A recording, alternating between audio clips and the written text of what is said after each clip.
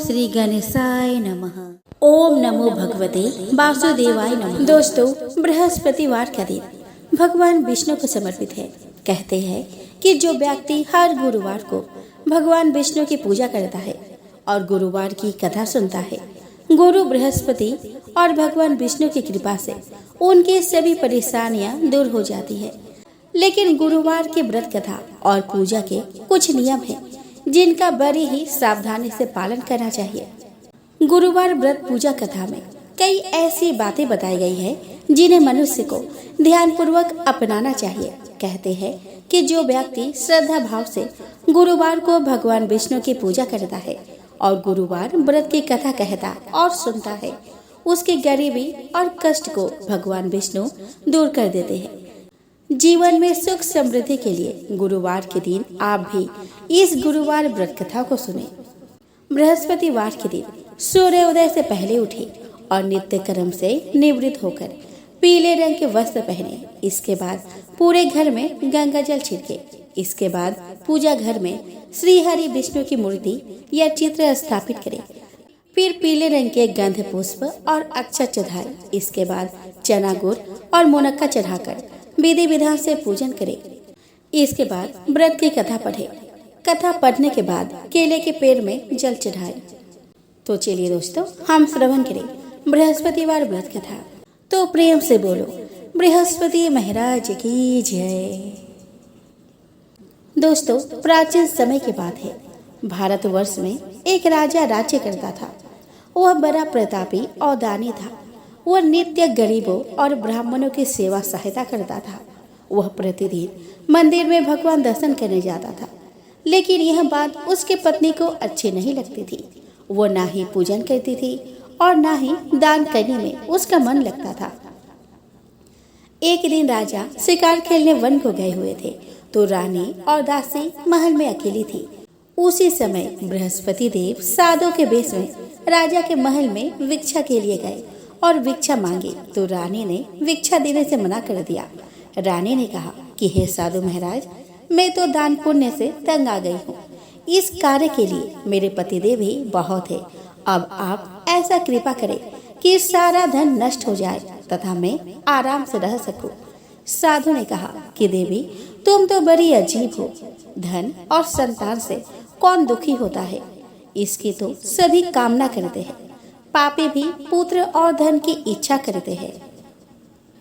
अगर तुम्हारे पास अधिक धन है तो भूखे मनुष्य को भोजन कराओ, पियाऊ लगवाओ, ब्राह्मणों को दान दो, कुआं, तालाब, बावड़ी, बाग बगीचा आदि का निर्माण कराओ, मंदिर, पाठशाला, धर्मशाला बनवाकर दान दो, निर्धनों की कुंवारी कन्याओं का विवाह कराओ, साथ ही यज्ञ आदि कर्म करो।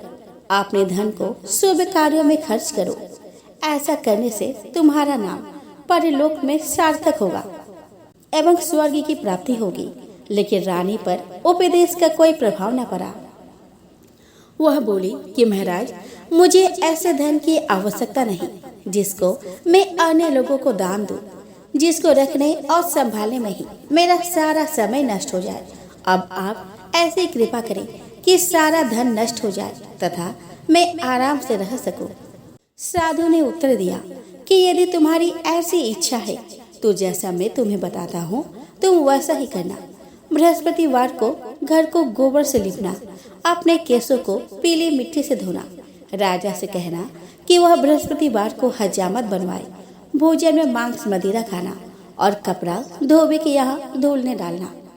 ऐसा करने से 7 बृहस्पतिवार में ही आपका सारा धन नष्ट हो जाएगा। इतना कहकर वह साधु महाराज वहां से अंतर्ध्यान हो गए।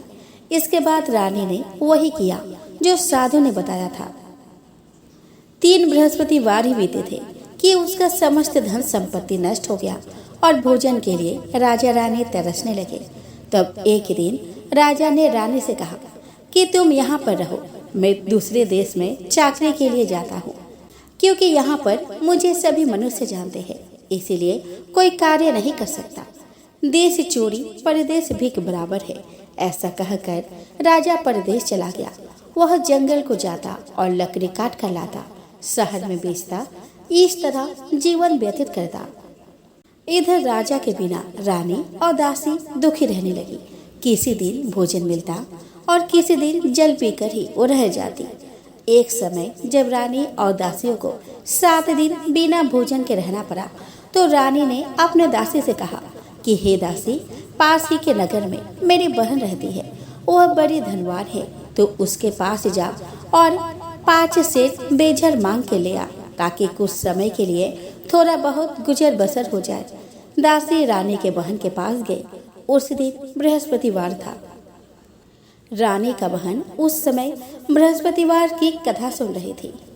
दासी ने रानी की बहन को अपने रानी का संदेश दिया, लेकिन रानी की बहन ने कोई उत्तर नहीं दिया। जब दासी को रानी की बहन से कोई उत्तर नहीं मिला, तो वह बहुत दुखी हुई। उसे क्रोध भी आया।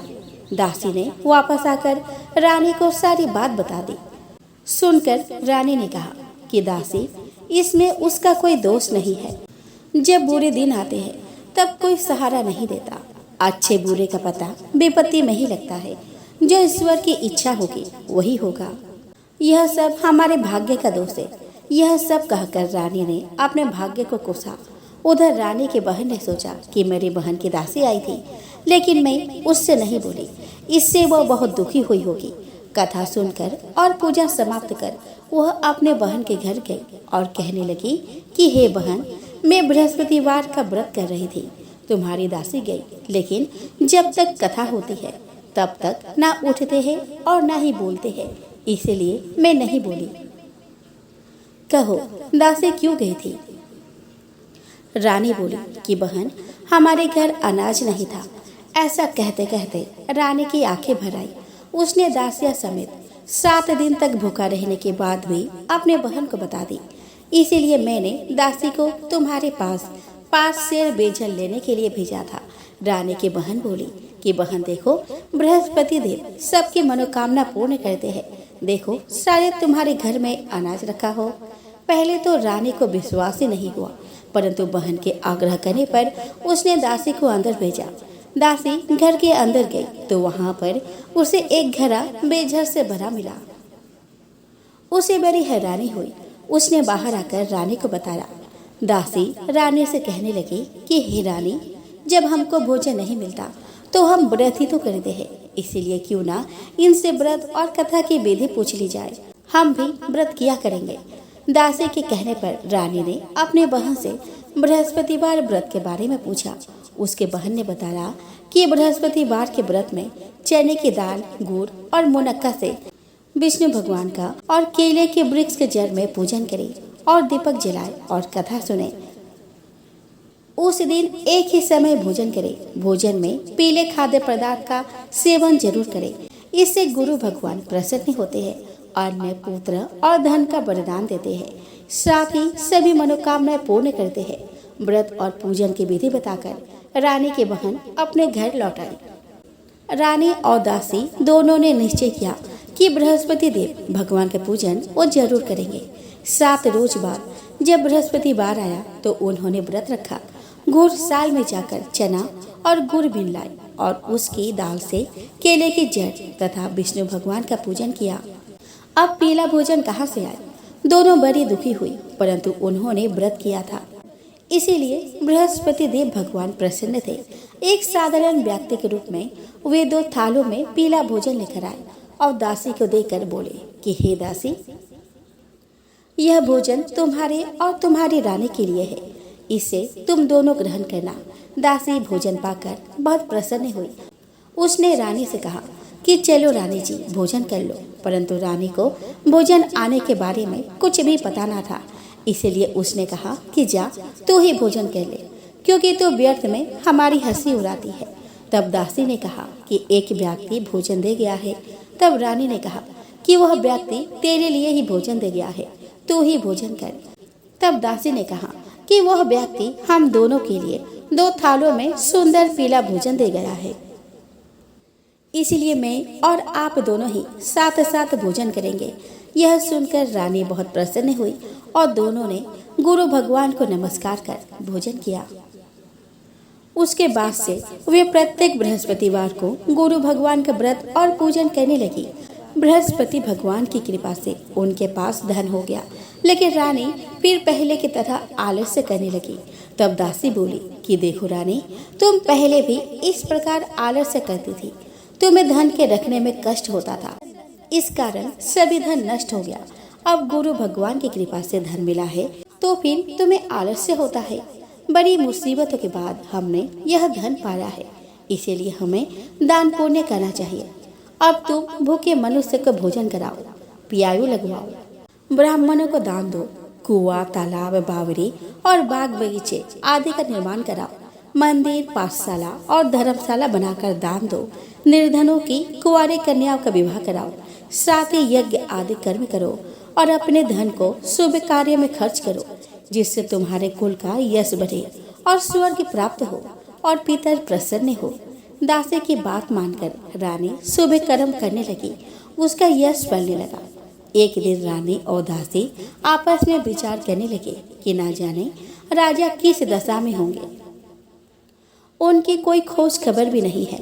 उन्होंने श्रद्धापूर्वक बृहस्पति भगवान से प्रार्थना की कि राजा जहाँ कहीं भी हो शीघ्र वापस आ जाए। उस रात्रि को बृहस्पति देव ने राजा को स्वप्न में कहा कि हे राजा, उठ, तेरी रानी तुझको याद करती है, अपने देश को लौट जा। राजा प्रातः काल उठा और जंगल से लकड़ी काटने के लिए जंगल की ओर चल पड़ा। जंगल से गुजरते हुए विचार करने लगा कि रानी की गलती से उसे कितने दुख भोगने पड़े। राजपाट छोड़कर जंगल में आकर उसे रहना पड़ा। जंगल से लकड़ी काटकर शहर में बेचकर गुजारा करना पड़ा और अपनी दशा को याद करके व्याकुल होने लगा। उसी समय राजा के पास बृहस्पति देव साधु के वेश में आकर बोले कि हे लक्कड़हारे, तुम इस सुनसान जंगल में किस चिंता में बैठे हो, मुझे बतलाओ। यह सुनकर राजा के नेत्रों में जल भर आया। साधु की वंदना कर राजा ने अपनी संपूर्ण कहानी सुना दी। महात्मा दयालु होते हैं। वे राजा से बोले कि हे राजा, तुम्हारी पत्नी ने बृहस्पति देव के प्रति अपराध किया था, जिसके कारण तुम्हारी यह दशा हुई है। अब तुम चिंता मत करो, भगवान तुम्हें पहले से अधिक धन देंगे। देखो, तुम्हारी पत्नी ने बृहस्पतिवार का व्रत शुरू कर दिया है। अब तुम भी बृहस्पतिवार के व्रत में चने की दाल, गुड़ और मुनक्का से विष्णु भगवान का केले के वृक्ष के जड़ में पूजन करो और दीपक जलाकर कथा सुनो। उस दिन एक ही समय भोजन करना, लेकिन भोजन में पीले खाद्य पदार्थ का सेवन जरूर करना। भगवान तुम्हारी सब कामनाओं को पूर्ण करेंगे। साधु की बात सुनकर राजा बोले कि हे प्रभु, लकड़ी बेचकर तो इतना पैसा नहीं आता जिससे भोजन के उपरांत कुछ बचा सकूं। मैंने रात्रि में अपने रानी को व्याकुल देखा है। मेरे पास कोई साधन नहीं जिससे उसका समाचार जान सकूं। फिर मैं कौन सी कहानी कहूँ, यह भी मुझको मालूम नहीं है। साधु ने कहा कि हे लक्कड़हारे, तुम किसी बात की चिंता मत करो। बृहस्पतिवार के दिन तुम रोजाना की तरह लकड़ियां लेकर शहर को जाओ। तुमको रोज से दोगुना धन प्राप्त होगा, जिससे तुम भली भांति भोजन कर लोगे और बृहस्पति देव की पूजा का सामान भी आ जाएगा। इतना कहकर साधु अंतर्ध्यान हो गए। धीरे धीरे समय व्यतीत होने पर फिर वही बृहस्पतिवार का दिन आया। लक्कड़हारा जंगल से लकड़ी काटकर किसी शहर में बेचने गया। उसे उस दिन और दिन से अधिक पैसा मिला। राजा ने चना, गुड़ आदि लाकर गुरुवार का व्रत किया। उस दिन से उसके सभी कलेश दूर हो गए। परंतु जब दोबारा गुरुवार का दिन आया तो बृहस्पतिवार का व्रत करना भूल गया। इस कारण बृहस्पति भगवान नाराज हो गए। उस दिन उस नगर के राजा ने विशाल यज्ञ का आयोजन किया तथा शहर में ये घोषणा करा दी कि कोई भी मनुष्य अपने घर में भोजन न बनवाए, न आग जलावे। समस्त जनता मेरे यहाँ भोजन करने आवे। इस आज्ञा को जो ना मानेगा उसे फांसी की सजा दी जाएगी। इस तरह की घोषणा संपूर्ण नगर में करवा दी गई। राजा के आज्ञा अनुसार शहर के सभी लोग भोजन करने गए, लेकिन लक्कड़हारा कुछ देर से पहुंचा। इसीलिए राजा उसको अपने साथ घर लिवा ले गए और ले जाकर भोजन करा रहे थे तो रानी की दृष्टि उस खूंटी पर पड़ी जिस पर उसका हार लटका हुआ था। वहां पर वो हार नहीं दिखाई दिया। रानी ने निश्चय किया कि मेरा हार इस मनुष्य ने चुरा लिया है। उसी समय सिपाहियों को बुलाकर उसको कारागार में डलवा दिया गया। जब लकड़हारा कारागार में पड़ गया और बहुत दुखी होकर विचार करने लगा कि न जाने कौन से पूर्व जन्म के कर्म से मुझे यह दुख प्राप्त हुआ है, और उसी साधु को याद करने लगा जो कि जंगल में मिला था। उसी समय तत्काल बृहस्पति देव साधु के रूप में प्रकट हुए और उसकी दशा को देखकर कहने लगे कि अरे मूर्ख, तूने बृहस्पति देव की कथा नहीं करी, इस कारण तुझे दुख प्राप्त हुआ है। अब चिंता मत कर, बृहस्पतिवार के दिन कारागार के दरवाजे पर 4 पैसे पड़े मिलेंगे, उनसे तू बृहस्पति देव की पूजा करना, तेरे सभी कष्ट दूर हो जाएंगे। बृहस्पतिवार के दिन उसे 4 पैसे मिले। लक्कड़हारे ने कथा कही। उसी रात्रि को बृहस्पति देव ने उस नगर के राजा को स्वप्न में कहा, हे राजा, तुमने जिस आदमी को कारागार में बंद कर दिया है वह निर्दोष है, वह राजा है, उसे छोड़ देना। रानी का हार उसी खूंटी पर लटका है, अगर तू ऐसा नहीं करेगा तो मैं तेरे राज्य को नष्ट कर दूंगा। इस तरह रात्रि के स्वप्न को देखकर राजा प्रातः काल उठा और खूंटी पर हारे देखकर लक्कड़हारे को बुलाकर क्षमा मांगी तथा लक्कड़हारे को योग्य सुंदर वस्त्र आभूषण देकर विदा कर दिया। बृहस्पति देव की आज्ञा अनुसार लक्कड़हारा अपने नगर को चल दिया। राजा जब अपने नगर के निकट पहुंचा तो उसे बड़ा आश्चर्य हुआ। नगर में पहले से अधिक बाग, तालाब, कुएं तथा बहुत सी धर्मशाला, मंदिर आदि बन गई है। राजा ने पूछा कि यह किसका बाग है और धर्मशाला है, तो नगर के सब लोग कहने लगे कि यह सब रानी और बांदी के है। तो राजा को आश्चर्य हुआ और गुस्सा भी आया। जब रानी ने यह खबर सुनी कि राजा आ रहे हैं तो उन्होंने बांदे से कहा कि हे दासी, देखो राजा हमको कितनी बुरी हालत में छोड़ गए थे, हमारी ऐसी हालत देखकर वह लौट न जाए, इसीलिए तो दरवाजे पर खड़ी हो जा। आज्ञा के अनुसार दासी दरवाजे पर खड़ी हो गई। राजा आए तो उन्हें अपने साथ लिवा लाई। तब राजा ने क्रोध करके अपने रानी से पूछा कि यह धन तुम्हें कैसे प्राप्त हुआ है। तब उन्होंने कहा कि हमें यह सब धन बृहस्पति देव के इस व्रत के प्रभाव से प्राप्त हुआ है। राजा ने निश्चय किया कि 7 रोज बाद तो सभी बृहस्पति देव का पूजन करते हैं, परंतु मैं प्रतिदिन दिन में 3 बार कहानी तथा रोज व्रत किया करूंगा। अब हर समय राजा के दुपट्टे में चने की दाल बंधी रहती तथा वह दिन में 3 बार कहानी कहता। एक रोज राजा ने विचार किया कि चलो अपने बहन के यहाँ हो आवे। इस तरह निश्चय कर राजा घोड़े पर सवार हो अपने बहन के यहाँ को चलने लगा। मार्ग में उसने देखा कि कुछ आदमी एक मुर्दे को लिए जा रहे हैं। उन्हें रोककर राजा कहने लगा कि अरे भाइयों, मेरी बृहस्पति देव की कथा सुन लो। वे बोले कि लो, हमारा तो आदमी मर गया है और इसको अपनी कथा के परी है। परंतु कुछ आदमी बोले कि अच्छा कहो, हम तुम्हारी कथा भी सुन लेंगे। राजा ने दाल निकाली और जब कथा आधी हुई तो मुर्दा हिलने लग गया, और जब कथा समाप्त हुई तो राम राम करके मनुष्य उठकर खड़ा हो गया। आगे मार्ग में उसे एक किसान खेत में हल चलाता मिला। राजा ने उसे देख और उससे बोला कि अरे भाई, तुम मेरी बृहस्पतिवार की कथा सुन लो। किसान बोला, जब तक मैं तेरी कथा सुनूंगा तब तक 4 हरैया जोत लूंगा। जा अपनी कथा किसी और को सुनाना। इस तरह राजा आगे चलने लगा। राजा के हटते ही बैल पछाड़ खाकर गिर गए और किसान के पेट में बड़ी जोर का दर्द होने लगा। उस समय उसकी माँ रोटी लेकर आई। उसने जब यह देखा तो अपने पुत्र से सब हाल पूछा और बेटे ने सभी हाल कह दिया। तो बूढ़िया दौड़ी दौड़ी उस घुड़सवार के पास गई और उससे बोली कि मैं तेरी कथा सुनूंगी, तू अपनी कथा मेरे खेत पर चलकर ही कहना। राजा ने बुढ़िया के खेत पर जाकर कथा कही, जिसके सुनते ही वह बैल उठ खड़ा हुए और किसान के पेट का दर्द भी बंद हो गया। राजा अपने बहन के घर पहुंचा। बहन ने भाई की खूब मेहमानी की। दूसरे रोज प्रातःकाल राजा जगा तो वह देखने लगा कि सब लोग भोजन कर रहे हैं। राजा ने अपने बहन से कहा कि ऐसा कोई मनुष्य है जिसने भोजन नहीं किया हो, मेरी बृहस्पतिवार की कथा सुन ले। बहन बोली कि भैया, यह देश ऐसा ही है कि पहले यहाँ लोग भोजन करते हैं, बाद में अन्य काम करते हैं। आप रुको, अगर कोई पड़ोस में है तो मैं उसे दिखाती हूँ। वह ऐसा कहकर देखने चली गई, परंतु उसे कोई ऐसा व्यक्ति नहीं मिला जिसने भोजन न किया हो।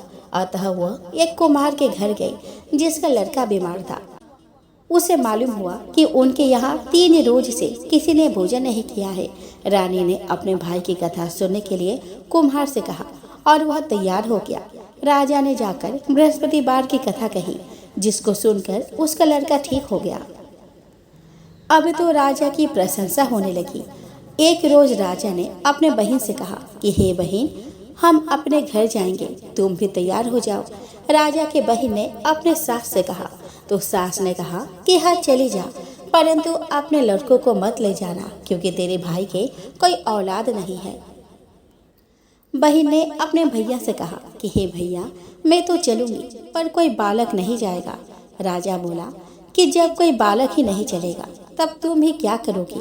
बड़े दुखी मन से राजा अपने नगर को लौट आया। राजा ने अपने रानी से कहा, हम निर्वंशी हैं, हमारा मुंह देखने का धर्म नहीं है। वह बहुत दुखी हो गया और कुछ भोजन आदि भी नहीं किया। रानी बोली कि हे प्रभु, बृहस्पति देव ने हमें सब कुछ दिया है, वह हमें औलाद भी अवश्य देंगे।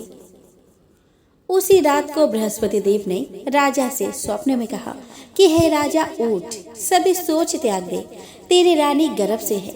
राजा की यह बात सुनकर बड़ी खुशी हुई। 9वें महीने में उसके गर्भ से एक सुंदर पुत्र पैदा हुआ।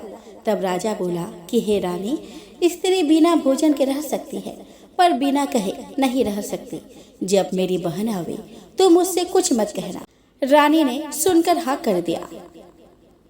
जब राजा की बहन ने यह शुभ समाचार सुना तो वह बहुत खुश हुई और बधाई लेकर अपने भाई के यहाँ आई। तभी रानी ने कहा कि घोड़ा चढ़कर तो नहीं आई, गधा चढ़ी आई। राजा की बहन बोली कि भाभी, मैं इस प्रकार न कहती तो तुम्हें औलाद कैसे मिलती।